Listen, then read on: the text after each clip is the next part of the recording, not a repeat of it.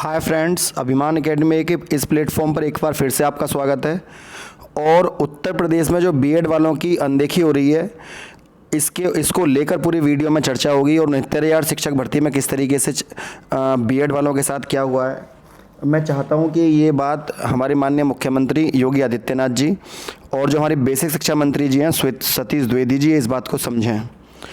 Academic जो इन्होंने जोड़ा, पहले बीएड को शामिल किया गया, बीएड शामिल हो गया, लेकिन बीएड शामिल होने के बाद भी गवर्नमेंट ने जो एकेडमिक नंबर जोड़े, तो ऐसे बहुत सारे बच्चे हैं जो परीक्षा में 80% नंबर लेकर आए हैं।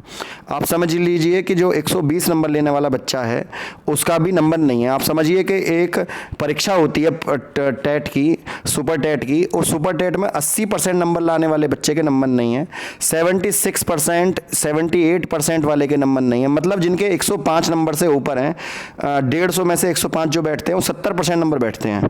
और जबकि क्राइटेरिया 65% है पास होने का है, अभ्यर्थी 70% नंबर लाकर भी एकेडमिक की वजह से लिस्ट में जगह नहीं बना पाए। तो ये बहुत बड़ी बात है। 75% वालों के नंबर नहीं है, 80% वालों के नंबर नहीं है। तो ये एकेडमिक जोड़ने का जो क्या उद्देश्य जो है वो क्या था कि सीबीएसई बोर्ड वाले जो बच्चे होते हैं, अब जो आपने पता होगा जो जिन्होंने 2010 के बाद हाई स्कूल इंटर ग्रेजुएशन या बीटीसी या बीएड करी है 2010 के बाद, उनके एकेडमिक नंबर काफ़ी हाई हैं। उनके हाई स्कूल में 85, इंटर में 85, 80 नंबर, 10 सीजीपीए, 9 सीजीपीए, इस तरह से नंबर होते हैं। तो कहीं ना कहीं वो बच्चा रेस में पिछड़ जाता है। क्योंकि पहले जब 2003 में, 4 में, 2001 में, 2012 में, 13 में, 2001 से लेकर, मतलब आप 2010 से पीछे चले जाइए, बैक में चले जाइए, आप 2001 में जाइए, 2002 में जाइए, 2003 में जाइए, 2004 में जाइए। वहाँ पर फर्स्ट आती थी तो मिठाइयाँ बंटती थी कि भाई लड़के के 60% नंबर आए। उस बच्चे को आप आज की डेट में आप 10 सीजीपीए वाले, जिसके नंबर एकेडमिक नंबर 40 में से 32 है, उसको आप 22 वाले के साथ खड़ा कर रहे हैं और आप उम्मीद कर रहे हैं कि 120 नंबर जोड़कर इसका नंबर आ जाएगा। ये तो कुछ ऐसा हुआ जैसे अलग से किसी को वेटेज दे दिया हो। चलो कोई बात नहीं, गवर्नमेंट ने एकेडमिक जोड़ा, अच्छी बात है। लेकिन गवर्नमेंट क्या कर रही है उत्तर प्रदेश में कि 60% पर पास होने के बाद भी लिस्ट में नाम नहीं है। कारण क्या है? कारण यह है कि जो हमारा एकेडमिक कम है, परीक्षा में अच्छे नंबर लेकर आए हम।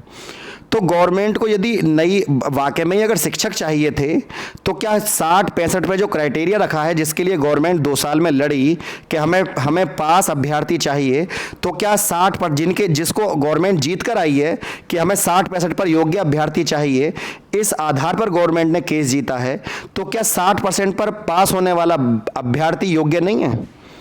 आप तो केस को ही इस आधार पर जीत के लाए कि हमें योग्य अभ्यर्थी चाहिए। तो जब 60-65 पर पास होने वाले अभ्यर्थी योग्य हैं, तो नई भर्ती निकालने का क्या औचित्य है? आपको तो योग्य अभ्यर्थी चाहिए थे, योग्य तो 60-65 पर सारे हैं। क्योंकि गवर्नमेंट क्या करना चाहती है, गवर्नमेंट जब दोबारा फॉर्म निकलते हैं तो गवर्नमेंट को रिवेन्यू प्राप्त होता है। तो आपके 2,10,000 सीटें खाली हैं उत्तर प्रदेश में, और शिक्षा के स्तर में उत्तर प्रदेश ने भले ही जीडीपी में माननीय योगी आदित्यनाथ जी ने बहुत अच्छा काम किया, हर क्षेत्र में काम किया है, इसलिए हमारा वीडियो बनाने का मन करा ताकि अपनी बात को उन तक पहुंचाएं। लगभग 600 करोड़ रुपए का मुनाफा कमाया लॉकडाउन में भी उत्तर प्रदेश ने, शायद किसी और राज्य ने ना कमाया हो। लेकिन शिक्षा की जो रैंकिंग है उत्तर प्रदेश की, वो ये बताती है कि मैं जो भारत के राज्य हैं उसमें नीचे से कौन से स्थान पर हूँ, ऊपर से रैंकिंग नहीं करती शिक्षा की।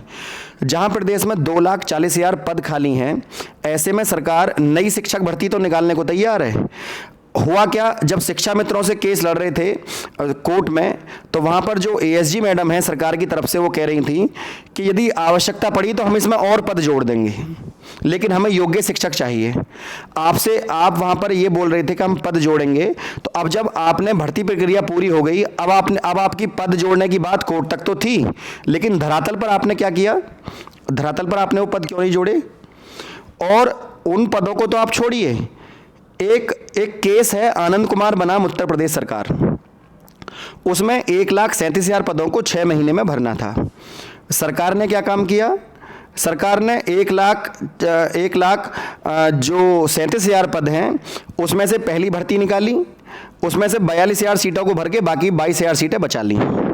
दूसरी भर्ती निकाली, दूसरी भर्ती में भी एसटी की सीटें भी एससी में 1133 सीट ना जोड़ी गई। पिछली भर्ती में 5500 सीट बैकलॉग की बचा ली। इस बार लगभग 1500 वैकेंसी बैकलॉग की बचा ली। आपने जो जाति मूल निवास का जो ईडब्ल्यूएस सर्टिफिकेट है वो तो मांगा मई 2020 तक, पर आपको जो गरीब बच्चे होते हैं ईडब्ल्यूएस के, आपको वो अच्छे नहीं लग रहे, आपने उनको नहीं माना। चलो नहीं माना कोई बात नहीं, लेकिन आप जो योग्य शिक्षक है उनके लिए पद जोड़ते। अगर आप पद जोड़ते, अब अभी 10 मिनट पहले ही कोर्ट का आदेश आया है कि जो 67,867 भर्ती है वो आज भी कोर्ट के अधीन ही है। जो नियुक्ति दी गई है वो आज भी रामशरण मौर्य जो केस है उसके अंडर में है, आज भी भर्ती वो पूरी की पूरी। आपने नियुक्ति पत्र दे दिए, आप सैलरी भी देंगे, कोई दिक्कत नहीं है, लेकिन आपने कोई भी रूल लगाया हो, आपने भर्ती कुछ भी करी हो, आपने सबको नौकरी दी। इसमें कोई दो हर्ज वाली बात नहीं है। आपने बहुत अच्छा काम किया कि आपने किसी को तो नौकरी दी, लेकिन जो बची हुई सीटें हैं आपको उन्हें जोड़ने में प्रॉब्लम क्या है? आप कह रहे थे हमें योग्य शिक्षक चाहिए, क्या 60% पर पास होने वाला अभ्यर्थी योग्य शिक्षक नहीं है? और अगर नहीं था तो आपको लिस्ट उतने ही बच्चों को क्वालिफाई करना था लिस्ट में। आपने जो जितने अभ्यर्थी आपको चाहिए थे, एक तरफ तो आप कोर्ट में कहते हैं कि 60% पर पास होने वाला अभ्यर्थी योग्य है, और जब योग्य है और आप कोर्ट में कहते हैं हम आवश्यकता पड़ी तो पद जोड़ेंगे, लेकिन आप धरातल पर उस चीज को नाट जाते हैं, मना कर देते हैं कि हम नहीं जोड़ रहे। आप तो थर्ड काउंसलिंग कराने के लिए भी राजी नहीं है। आपके ही एक मंत्री ये कह रहे हैं कि जो चंद्रमणि शुक्ला है R9 टीवी से, वो कह रहे थे कि यथार्थ यही है, सत्य यही है कि शायद थर्ड काउंसलिंग ना हो। तो जब एक पत्रकार कुछ बात कहता है तो उसके पीछे कुछ ना कुछ सत्यता होती है। वो एक प्रख्यात चैनल है और बहुत दिन से काम कर रहे हैं, वो हमेशा हक की बात के लिए लड़ते हैं। तो इस तरह की जो चीज़ें निकलकर सामने आ रही हैं, तो ये चीज़ें गवर्नमेंट क्यों नहीं रख रही है? तो गवर्नमेंट को धरातल पर काम करने चाहिए। बेरोजगारी इतनी है उत्तर प्रदेश में, 2 साल तक मानसिक प्रताड़ना देने के बाद भी आपने नौकरी नहीं दी, तो आप चाहते क्या हैं? तो अब मेरा गवर्नमेंट से केवल एक ही दरखास्त है कि सरकार ये देखे कि जिन बच्चों ने फॉर्म भरा है वो कोई बहुत बड़ी रिचेस्ट परिवार से बिलोंग नहीं करते हैं, वो एक सामान्य परिवार के अभ्यर्थी है और 2 साल से अपनी बारी आने का इंतजार कर रहे हैं। और उनको आपसे बीजेपी गवर्नमेंट से बहुत बड़ी आशाएं हैं, और यदि सरकार उनको भर्ती नहीं देती है तो आप सोचिए कि मानसिक स्तर पर जो बच्चा 2 साल से इंतजार कर रहा है अपनी बारी आने का, लिस्ट में उसका नाम नहीं होगा, उसकी मानसिक स्थिति क्या होगी? तो सरकार से मेरी रिक्वेस्ट है कि सरकार इन सीटों को 22,000 सीटें जोड़े, चाहे कितने भी सीटें जोड़े सरकार, जो कानूनी तौर पर सरकार को 22,000 सीटें जोड़नी चाहिए, सरकार उन सीटों को जोड़े। एसटी की जो बची हुई सीटें हैं, सरकार एसटी की सीटों को एससी में जोड़ दे। सरकार बचाकर क्यों ले जा रही है सीटों को? किसी को नौकरी सरकार को देने की मनसा है तो क्यों ना नौकरी दे। योग्य अभ्यर्थी 60% पर क्वालिफाई है तो सरकार इनके लिए लड़ी क्यों? और अगर जीती है तो उनको नौकरी दे। बड़ी सिंपल सी बात है कि हम सरकार के साथ आज भी खड़े हैं और हमेशा रहेंगे। उम्मीद यही है कि हर स्तर पर सरकार अच्छा काम करे। शिक्षा के क्षेत्र में अगर सरकार को अच्छा काम करना है तो सरकार को ये जो बच्चों की मांग है ये सुननी चाहिए। ये नहीं है कि कोई अभ्यर्थी धरना दे और कोर्ट में जाए तभी आप उसकी बात को सुने। आपको निवेदनपूर्ण बातें भी सुननी चाहिए। लोकतंत्र में ये एक आधार स्तंभ है और ये एक हिस्सा है लोकतंत्र का कि आप जो बच्चों के मन में जो बात होती है उस नवज को आप पकड़ लें तो देश का रोजगार जो है वो शिक्षित हो जाए। जो देश का जो युवा है वो बेरोजगार ना हो और वो शिक्षित हो जाएगा, और आने वाले लोग भी जो बच्चे होंगे वो भी शिक्षित होंगे जब आप शिक्षा का स्तर सुधार देंगे। जो भी मेरे व्यूअर हैं जो इस वीडियो को देख रहे हैं उनसे मेरी अपील है कि वो इस वीडियो को वहाँ तक पहुँचाएं। माननीय शिक्षा मंत्री जी को टैग करिएगा, और हमारे योगी आदित्यनाथ जी जिन्होंने ये कहा था पिछले 68,500 की भर्ती में, मेरे पास उनकी वीडियो क्लिप पड़ी, अगर आप सबूत के तौर पर चाहिए तो मैं दे भी दूंगा आपको। उन्होंने बाकायदा सरकारी एक मंच पर खड़े होकर ये उन्होंने स्पीच दी थी कि यदि हमें योग्य शिक्षक होते तो हम इन पदों को जरूर भरते। ये बात उन्होंने 68,500 के संदर्भ में कही थी, अगर हमें योग्य शिक्षक होते तो हम इन पदों को और भरते। तो इस बार मेरा कहना है कि जब योग्य शिक्षक मिल रहे हैं तो आप पदों को क्यों नहीं भर रहे, आप पदों को क्यों बचा रहे हैं?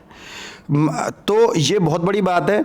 आप इस वीडियो को वहाँ तक पहुँचाइए, माननीय योगी आदित्यनाथ जी तक टैग करिएगा, और हमारे माननीय बेसिक शिक्षा मंत्री सतीश द्विवेदी जी हैं उनको टैग करिएगा, और जो न्यूज़ चैनल जो बच्चों के लिए हमेशा आवाज़ उठाते हैं इस तरह के न्यूज़ चैनल हैं वहाँ तक पहुँचाइए इस बात को, ताकि हमारी बात वहाँ तक पहुँच सके।